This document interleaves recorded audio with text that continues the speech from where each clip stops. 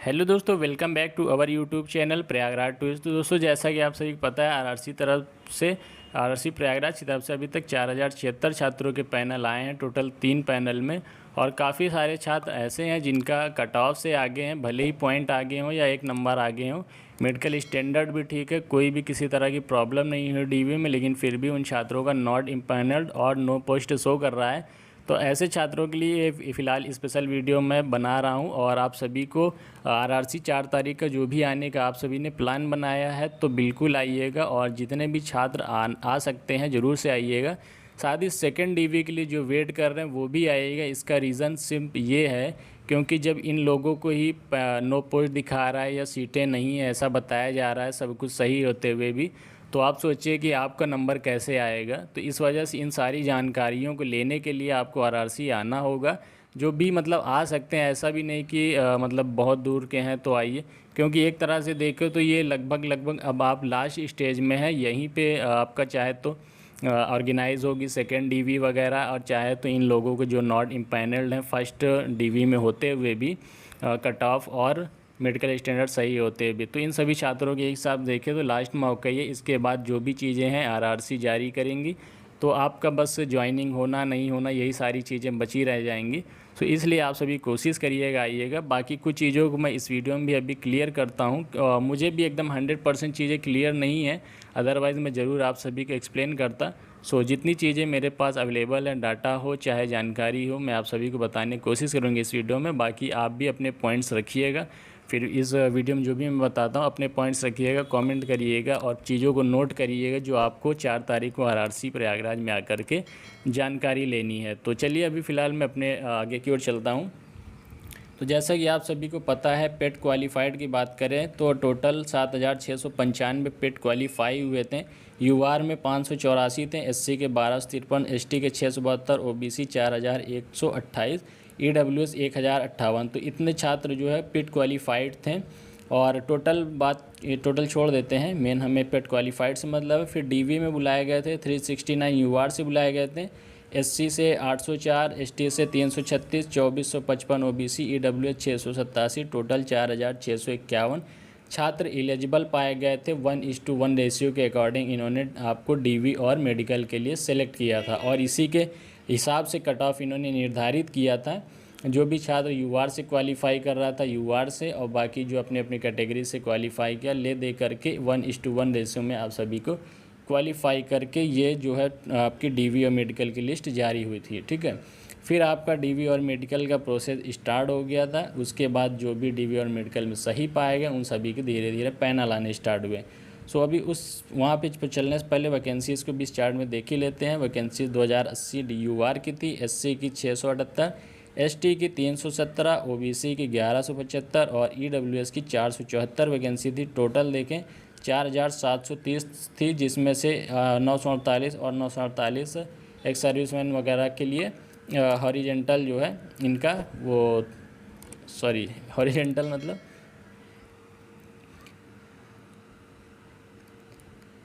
बाकी ये जो है आप 4700। तो अभी चलते हैं हम लोग नेक्स्ट स्लाइड पर देखते हैं। नेक्स्ट स्लाइड में आपका प्रयागराज सीट की हम बात करते हैं यहाँ पे।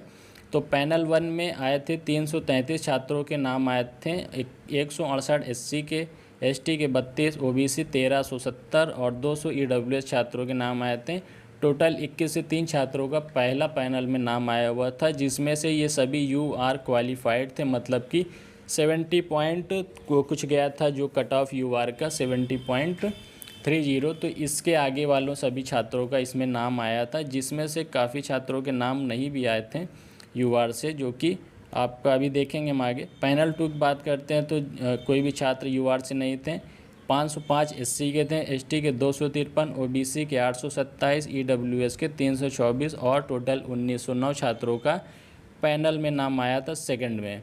फिर इसके बाद थर्ड पैनल जारी हुआ, जिसमें यूआर के एक भी छात्र नहीं थे। एससी के 34, एसटी 10, ओबीसी का इसमें भी कोई भी छात्र नहीं था, ईडब्ल्यूएस के 20, टोटल 64 लोगों का ही सिर्फ पैनल आया था थर्ड।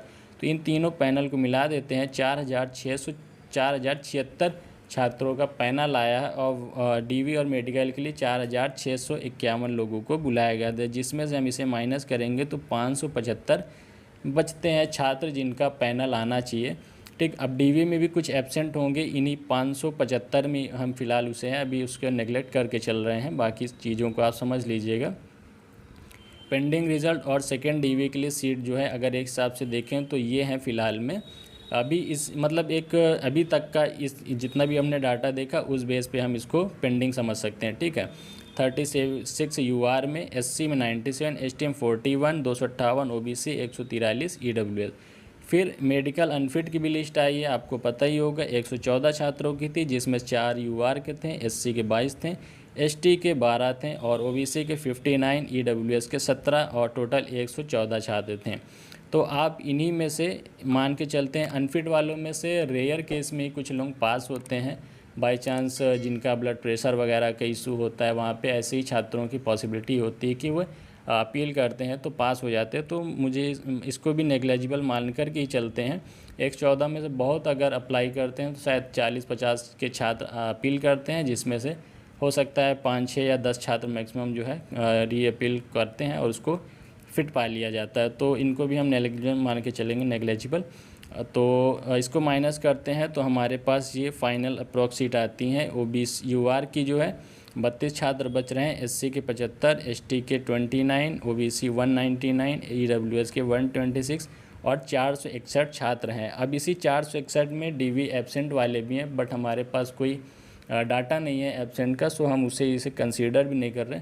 फिर भी हम अगर डीवी में एब्सेंट की बात करते हैं तो डेली 2, 3, 4 या 5 छात्र के आसपास तो एब्सेंट रहे होंगे, इससे ज़्यादा तो नहीं एब्सेंट रहेंगे, इतना तो श्योर हैं। हो सकता है किसी किसी दिन ज़्यादा भी हो गए, लेकिन एवरेज की बात करें तो 2 से 5 के बीच में मैक्सिमम एब्सेंट हुए होंगे। और एक छात्र बता भी रहे थे कि सिर्फ 1 तारीख में ही मतलब उनका जो ग्रुप था पेट का, उसमें ही एक कितने 160-65 लोग थे, जिसमें से 35 छात्रों ने ज्वाइनिंग नहीं लिया है। तो जाहिर सी बात वो अलग अलग डेट में रहे होंगे। ठीक है, पेट भले सेम डे हुआ हो लेकिन उनकी डीवी वगैरह अलग डेट में रही होंगी, तो इस हिसाब से वही एवरेज आता है। तो जितने भी दिन चला हो, अभी डाटा एग्जैक्ट नहीं है तो उसको भी हम नेग्लेजिबल मानेंगे। या 61 को अगर हटा भी देते हैं, मान लीजिए एब्सेंट मानकर चलते हैं, तो 400 सीटें लगभग ऐसे बस्ती हैं के आसपास, बाकी इसके कम ही रहेंगी 400 के। तो ये डाटा अभी तक हमारे पास फ़िलहाल है। अब इसमें हम बात करते हैं कि एससी के जैसा कि आपको पता है वैकेंसी है 678 देखेंगे एससी की वैकेंसी है, और डीवी और मेडिकल के लिए बुलाया गया था 804 छात्रों को। ठीक, तो अगर इन्होंने कैटेगरी शिफ्टिंग की है तो बाकी के अगर देखेंगे तो 126 एक्स्ट्रा स्टूडेंट्स हैं, तो ये कहीं ना कहीं फिर इनको यूआर से ही सीटें दी गई होंगी, तभी इन लोगों का मैनेज हुआ होगा। ठीक है, और उसमें भी देखेंगे यहाँ पे 75 लोग बचे हुए हैं, 126 में 75 बचे हुए हैं जिनका अभी तक पैनल में नाम नहीं आया है। तो इन सभी छात्रों बाकी जो 75 बचे हैं, तो यानी कि 26 उधर 25 इधर, यानी 50 के आसपास कहीं ना कहीं यूआर से सीटें दी गई होंगी। तो क्लियर ये भी नहीं हो पा रहा है कि अगर कैटेगरी शिफ्टिंग भी हुई है तो बाकी के जो छात्र पैनल में शामिल किए गए हैं, क्योंकि हम एससी का अगर पैनल की बात करें तो एससी में पैनल 168, 505 और 34। ठीक है, तो इन लोगों को अगर हम ऐड करते हैं तो 707 आता है। तो वैकेंसी हमारे पास 678 है और 707 लोगों का पैनल आ चुका है, यानी कि 29 एक्स्ट्रा छात्र हैं सीट से जिनका पैनल में नाम है, यानी कि कहीं ना कहीं इनको यूआर से सीटें दी गई होंगी, तभी ऐसा पॉसिबल हुआ है। क्योंकि 707 का अगर पैनल में आ चुके हैं और 678 ही वैकेंसी थी एससी की, तो फिर 29 छात्र कहाँ गए, कहाँ से मतलब इनको सीटें मिली, इसका मतलब है यूआर से मिली। अब हो सकता है कोई क्राइटेरिया हो, जैसा कि एक छात्र ने कमेंट भी किया था, DOPT करके कोई है, उनके अकॉर्डिंग जो रूल होता है उसमें ऐसा बता रहे थे वो, मुझे उस बारे में जानकारी नहीं, बट आपसे मैं डिस्कस ज़रूर करूँगा कि उनके अकॉर्डिंग उनकी जो भी यूआर से क्वालिफाई हुए हैं तो उन्होंने फ़र्स्ट प्रेफरेंस जो भी डाला होगा, तो फर्स्ट प्रेफरेंस यूआर क्वालिफाई होते हुए भी उनको फ़र्स्ट प्रेफरेंस नहीं मिल पा रही होगी।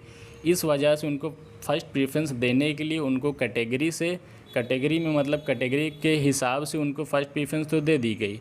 अब वो युवा अपनी कैटेगरी से जब उनको पोस्टें दे दी गई तो बाकी के जो, क्योंकि ऑलरेडी कैटेगरी में जितने भी छात्र थे 1:1 रेशियो में थे, तो उन छात्रों का इस वजह से नीचे जो कट ऑफ के जस्ट नज़दीक है, इस वजह से उन छात्रों का पोस्ट नहीं मिल पाई। लेकिन उनका ये भी कहना था कि बाकी जो बच जाते हैं जो कट ऑफ के नज़दीक होते हैं उनको यूआर से सीट दे दी जाती है, क्योंकि उनको तो फिर प्रेफरेंस से मतलब नहीं रह जाता, नंबर कम है तो कोई भी प्रेफरेंस है उनको लास्ट तक देख करके दे दे। लेकिन ऐसा अभी हुआ नहीं है कि उनको जो है पोस्टें मिली, क्योंकि उनको नो पोस्ट शो कर दी गई जबकि यूआर की सीटें अवेलेबल हैं। सो उनका भी अभी तक फॉलो नहीं हुआ है जैसा उन्होंने बताया डीओपीटी के अकॉर्डिंग। सो उनका यही कहना है आगे जो है धीरे धीरे सभी को मिलेगा। अब पता नहीं, मुझे इस बारे में कंफर्म नहीं है, बट उन्होंने जैसा कमेंट किया वो मैंने आपसे भी शेयर कर दिया है। और उनकी इससे पहले वाली वीडियो में कमेंट देखेंगे, लंबा सा कमेंट किए हैं, तो आप सभी चाहें तो उसको एक बार देखिए, हो सके आपको कुछ समझ में आए। बाकी खैर ये जो भी बातें हैं, बाकी हमें तो पूछना है, हमें तो मतलब किसी छात्र के कमेंट्स या किसी इधर से उधर से विश्वास तो करेंगे नहीं। खैर हमें आरआरसी से ये जवाब मिलेगा तो हमें भी सेटिस्फैक्शन होगा, और नहीं जवाब मिलता है तो फिर कहीं ना कहीं इस चीज़ों को डाउट में हमें लेना ही पड़ेगा और डाउट में रहेंगी भी चीज़ें। तो बाकी आप सभी जो भी छात्र हैं, जो मैंने आपको इस वीडियो में डाटा दिखाया है, इन डाटा को कलेक्ट करिए, खुद से जो है थोड़ा सा एनालिसिस करिए चीज़ों को, क्योंकि वहाँ पे आरआरसी जा कर के पूछना है, पूछेंगे हर चीज़ का, आप ऑब्जेक्शन करेंगे, क्वेश्चन करेंगे, तभी आपको एग्जैक्ट जवाब मिलेगा। तो बाकी आप भी एनालिसिस करिए, और जो भी छात्र वेट कर रहे हैं पैनल में आने के लिए और डीवी सेकेंड डीवी के लिए, तो ज़रूर से आइएगा आरआरसी प्रयागराज और चीज़ों को समझिएगा, डिस्कशन करिएगा, और आगे क्या होने वाला है ये चीज़ें आपको पता भी रहेंगी। क्योंकि नहीं भी आते हैं तो जैसा चल रहा है वो तो चलेगा ही, उसमें कोई वो नहीं है कि आपके नहीं आने से चीज़ें रुकेंगी या आरआरसी रुकेगा, वो अपनी प्रक्रियाएं करेगा। लेकिन आपको सेटिस्फैक्शन नहीं रहेगा कि एक्चुअली हुआ क्या है, आपको लगेगा धांधली हुई है, या आपको लगेगा कि जो है कोई किसी ने सीट ले ली है, मतलब कोई कम नंबर वाला पा गया हमसे, हमारा नंबर अच्छा है। तो जो भी है सेटिस्फैक्शन आपको मिलेगा, भले ही आपको जॉब शायद ना मिल पाए, लेकिन सेटिस्फैक्शन एटलीस्ट रहेगा और जानकारी रहेगी आपको कि कैसे क्या चीज़ें होती हैं या क्या चीज़ें हो रही हैं। तो इस वजह से आपको आना ज़रूरी है, बाकी आपके ऊपर है आना नहीं आना, मैंने आपको बता दिया है जो भी चीज़ें थी। तो उम्मीद है आप सभी समझ गए होंगे। वीडियो अच्छी लगी हो तो लाइक कीजिएगा, और चैनल पे नए हो तो सब्सक्राइब कीजिएगा, और टेलीग्राम में जुड़ना मत भूलिएगा, लिंक आपको डिस्क्रिप्शन मिल जाएगी। और हमसे कांटेक्ट करना चाहते हैं तो प्रयागराज टूरिस्ट सर्च करिएगा इंस्टाग्राम पे, हम इंस्टाग्राम पे अवेलेबल हैं, आप कांटेक्ट कर सकते हैं, लिंक भी आपको इंस्टाग्राम की डिस्क्रिप्शन में मिल जाएगी। चलिए फिर मिलते हैं नेक्स्ट वीडियो में। Thank you, bye.